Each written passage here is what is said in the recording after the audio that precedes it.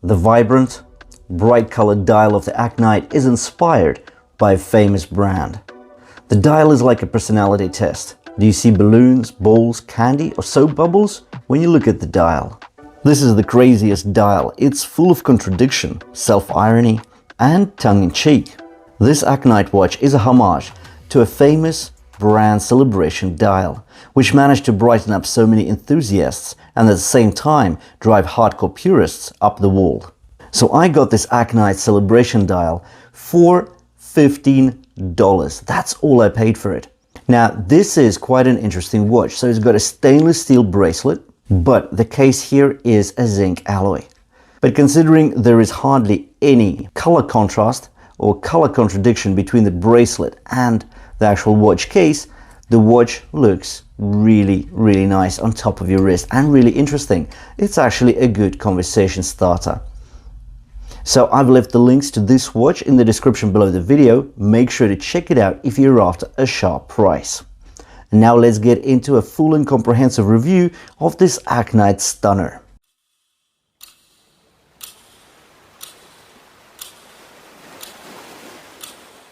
If we kick off with the dimensions, the diameter here is 38.9 millimeters. The lug-to-lug measurement is 48.1 millimeters, but because of protruding end links, we end up with 52.8 millimeters. The height is just 11.4 millimeters here. The weight of 130 grams, but after removing 4 links, 2 links from either side, I came up with 112 grams, just to fit my 6.5-inch wrist. The case gets glossy polish styling. The polish is smooth, no blotching or grazing on the sides nor on the top of the case. Do note the gentle curvature of the case on the sides. So it's not a cushion case, yet there is a bit of the rounding and the convex of the walls. The case walls are sculpted in a pleasing and almost luxurious fashion.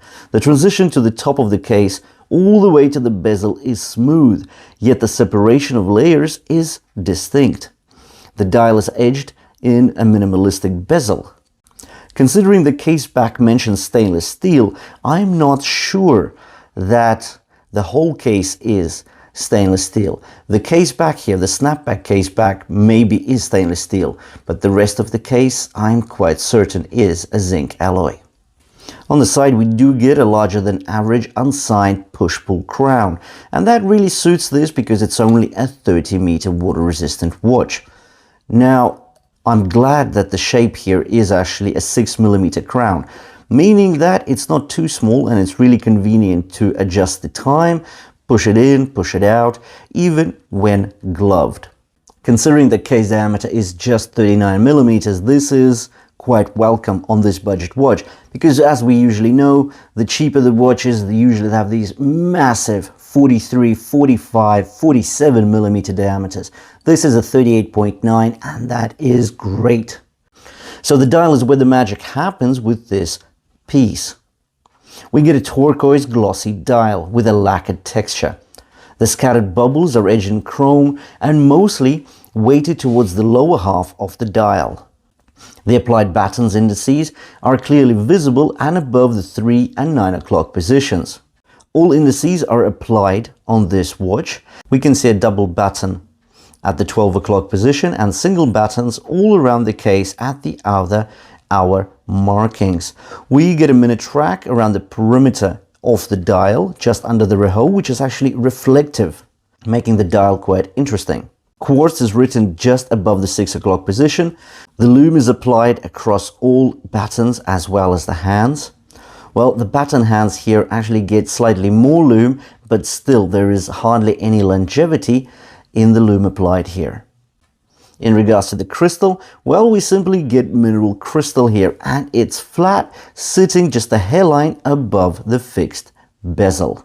In regards to the movement, we get a Japanese Miyota quartz here, meaning that there is just 1 beat per second in the general quartz movement styling. Considering this is a Miyota in here, you need a battery replacement every 2 to 2.5 years.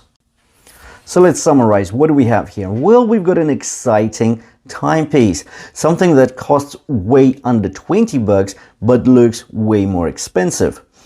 This is definitely a conversation starter. It's an interesting watch, and I've left the link to the listing I got this watch from in the description below the video, so make sure to check it out if you're after a sharp price. Thanks for watching, and I'll see you in the next one.